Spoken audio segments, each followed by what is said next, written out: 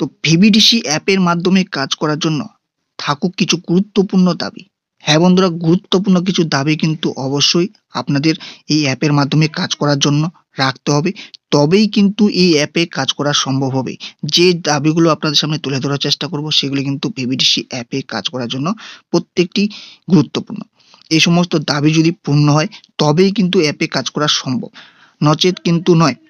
আর এগুলি কিন্তু সময় থাকতেই তাদের দাবিগুলো তুলতে হবে, তবেই কিন্তু কাজ করতে পারবেন।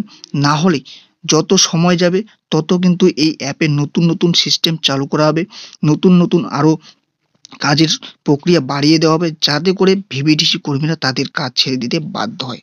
হ্যাঁ বন্ধুরা, এমন একটা সময় আসবে যখন কিন্তু আপনি নিজেই কাজটা ছেড়ে দিতে বাধ্য হবেন, এমন পরিস্থিতি করে দেওয়া হবে নতুন নতুন আরও কাজ বাড়িয়ে দিয়ে। তো অবশ্যই এখনই কিন্তু হোক অধিকারের লড়াই।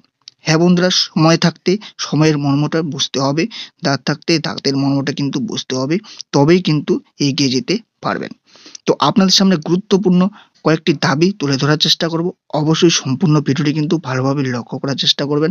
আর যারা যারা চ্যানেলটি সাবস্ক্রাইব করেনি অবশ্যই সাবস্ক্রাইব করে নেবেন নতুন নতুন ভিভিডিসি সংক্রান্ত আপডেট সবার প্রথমে পাওয়ার জন্য। আর চ্যানেলটি সাবস্ক্রাইব করার পাশাপাশি বেল আইকনটি অন করে রাখবেন, সাথে ভিডিওটি ভালো লাগলে একটি লাইক করে দিতে ভুলবেন না। বর্তমান সময়ে দাঁড়িয়ে পরিস্থিতির সম্মুখীন হয়ে এক ভিভিডিসি কর্মী তিনি তার গুরুত্বপূর্ণ কিছু তথ্য তুলে ধরার চেষ্টা করেছেন, যেখানে তিনি জানিয়েছেন তার তার যে দাবিগুলো, তার যে দাবি, যে সমস্ত দাবি সবার বা সমস্ত ভিভিডিসি কর্মীদের জানা জরুরি এবং সেই সমস্ত দাবি রাখা জরুরি। তার মাধ্যমে কিন্তু 7টি দাবি তিনি তুলে ধরার চেষ্টা করেছেন। তো অবশ্যই সম্পূর্ণ ভিডিওটি কিন্তু দেখার চেষ্টা করবেন। তিনি জানিয়েছেন যে অ্যাপ্লিকেশনের মাধ্যমে সার্ভের আধুনিকতার সাথে সামঞ্জস্যপূর্ণ একটি ব্যবস্থা, আমি অবশ্যই একে সমর্থন করি, কিন্তু আধুনিক ব্যবস্থাকে গ্রহণ করলে আধুনিক সরঞ্জামের দরকার আছে। হ্যাঁ বন্ধুরা, তিনি কিন্তু এমন জানিয়েছেন, তিনি গুরুত্বপূর্ণ কিছু কথা বলেছেন, অবশ্যই কিন্তু জানবেন। সমস্ত ভিডিওটি কিন্তু ভালোভাবে লক্ষ্য করার চেষ্টা করবেন। তিনি প্রথম যে পয়েন্টটি তুলে ধরেছেন, প্রত্যেক ভিভিডিসি কর্মীকে 5G নেটওয়ার্কের সাপোর্টেড মোবাইল ফোন এবং সেই ফোনের প্রতি মাসের ইন্টারনেট খরচ সরকারকে অবশ্যই দিতে হবে। 4G নেটওয়ার্কযুক্ত ফোনে ফর্ম সাবমিট হতে সমস্যা হচ্ছে। অনিয়মিত সমস্যা, পারিশ্রমিকের কর্মচারী যাদের সংসার চালাতে হিমশিম খেতে হয়, তারা কোথায় পাবে 15,000 টাকা দামের ভালো মোবাইল ফোন? যদি কারো কেনার সামর্থ্য থেকে থাকে, সে কেন সরকারি কাজে নিজের ব্যক্তিগত ব্যবহারের ফোন ব্যবহার করবে? আপনারা ঘটা করে অ্যাপ্লিকেশনের কাজ চালু করতে পারলে ফোনটাও কিনে দিতে পারবেন। হ্যাঁ বন্ধুরা, তিনি কিন্তু এই পয়েন্টে তার যে প্রথম দাবিটি সেটি কিন্তু তুলে ধরার চেষ্টা করেছেন। আপনারা অবশ্যই এর সাথে সহমত হবেন। পরবর্তী যে গুরুত্বপূর্ণ দাবিটি তিনি তুলে ধরেছেন, অ্যাপ্লিকেশনের মাধ্যমে দিন প্রতি সামান্য 200 টাকা বেতনে 5-6 ঘন্টা ঘুরে 7টি বাড়ি খুঁটিয়ে খুঁটিয়ে দেখে অত তথ্য সাবমিট করা সম্ভব নয়। পরিবারের সংখ্যা 30-এর বেশি করা যাবে না। যদি 7টি বাড়ি করতে হয় তাহলে পারিশ্রমিক প্রতিদিন 500 টাকা করতে হবে। তো বন্ধুরা, দ্বিতীয় পয়েন্টটিও কিন্তু খুব গুরুত্বপূর্ণ রয়েছে, অবশ্যই আপনারা আশা রাখি এটির সঙ্গেও সহমত হবেন। তৃতীয় যে পয়েন্টটি রেখেছেন, সপ্তাহে 1 দিন ভাতাসহ ছুটি দিতে হবে। শারীরিক অসুস্থতা, মাতৃত্বকালীন সহ বিভিন্ন গুরুত্বপূর্ণ কারণে কোনো কর্মীর বেতন বন্ধ করা যাবে না। তৃতীয় নম্বর পয়েন্টে তিনি কিন্তু এই গুরুত্বপূর্ণ কথাটি বলেছেন। চতুর্থ নম্বর পয়েন্টে তিনি জানাচ্ছেন যে কোনো ভিভিডিসি কর্মীর তার বাড়ি থেকে অনেক দূরে কোনো পঞ্চায়েতে কাজ করতে বাধ্য করা যাবে না। নিজস্ব পঞ্চায়েত ছাড়া অন্য পঞ্চায়েতে কাজে পাঠালে তাকে যাতায়াতের ভাতা দিতে হবে।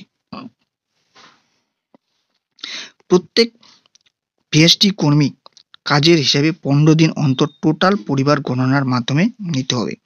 কোনো কর্মী হঠাৎ ব্যক্তিগত সমস্যাতে 1 দিনের কাজ অফ রাখলে সেই কাজ প্রতিদিন পরিবার পিছু বেশি ভিজিট করে যাতে মেকআপ দিতে পারে।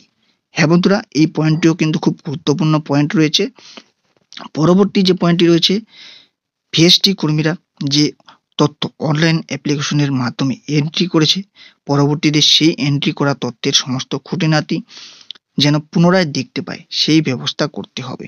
অ্যাপ্লিকেশনের মধ্যে অথবা ভিএসটিদের জন্য নতুন পোর্টাল ওপেন করতে হবে, অ্যাপ্লিকেশন এবং হাতে লেখা খাতা দুটোই সামলাতে হচ্ছে ভিএসটি কর্মীদের এন্ট্রি ব্যাকআপ তথ্য না দেখতে পারার জন্য। এটার ব্যবস্থা অবশ্যই করতে হবে ডিপার্টমেন্টকে। তো এই পয়েন্টটিও কিন্তু খুব গুরুত্বপূর্ণ রয়েছে।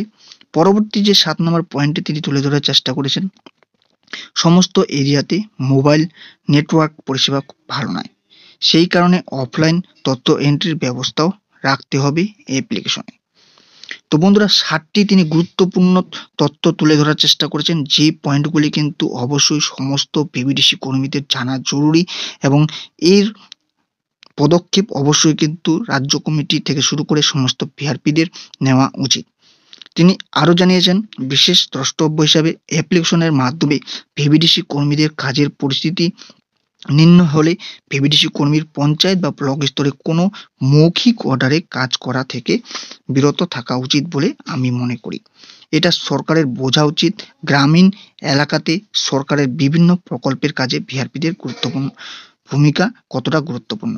হ্যাঁ বন্ধুরা, মৌখিক অর্ডারে কিন্তু বিভিন্ন যে পঞ্চায়েত থেকে শুরু করে ব্লক স্তরে নানা কাজ করিয়ে থাকে পিবিডিসি কর্মীদের দ্বারা। সেক্ষেত্রে অবশ্যই এই সমস্ত কাজ থেকে কিন্তু পিবিডিসি কর্মীদের মৌখিক অর্ডারের মাধ্যমে না করিয়ে তাদের কিন্তু এই সমস্ত থেকে বিরত রাখা উচিত। তো এই সমস্ত দাবিগুলি কিন্তু তিনি তুলে ধরেছেন প্রত্যেকটি তথ্যই কিন্তু প্রত্যেকটি দাবি কিন্তু যুক্তিসহ। অবশ্যই আপনাদের এই সমস্ত দাবি নিয়ে আওয়াজ তোলা কিন্তু এখনই উচিত।